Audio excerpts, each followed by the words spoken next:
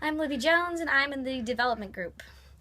Women need to be involved in the process of reconstructing Afghanistan after the American military leaves in 2014.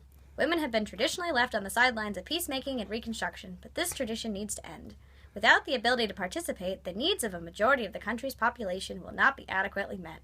Affirmative action will be necessary to force a country that has such strong cultural restrictions upon women to elect those that have not had a voice for so long.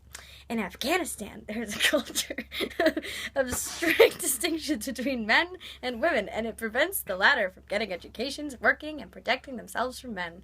Even basic assistance like maternal health are disregarded, in addition to denial of education and apathy towards domestic violence. In Kosovo, there have been quotas that required that every third place on party lists for assembly elections to go to women. These quotas still only give women half of what is equitable in a nation that has such a high proportion of women than men because of years of violence. Without these quotas, women will not have the ability to even get on a ballot and heighten their chances of getting elected. As the country changes over time, these quotas may not be necessary, but until the education gets to a level where women are nominated and respected as much as their male counterparts, these measures will ensure that they all have a voice. Women have repeatedly stated their readiness and ability to participate.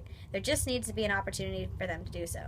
The United Nations did not begin consulting Afghan women until 1995, but were eager to do so when the aid finally came.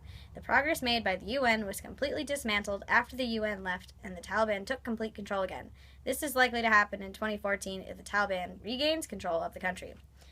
Women need a voice in government not only because they are numerically a large proportion of the population, but because they are such a large proportion of the population. That makes no sense. Women will become prisoners of their homes once more without the support of the international community. In 1995, the United Nations helped establish home-based business for women that allowed them to have some sort of income and agency in spite of harsh restrictions put upon them by their culture and the Taliban. These businesses allowed women that had been widowed or were just poor to improve their lives in a manner that aided the national economy. Without education for women, there can never be the gender equality in Afghanistan that is needed to bring security to such a large proportion of the population. That's all you're getting from me.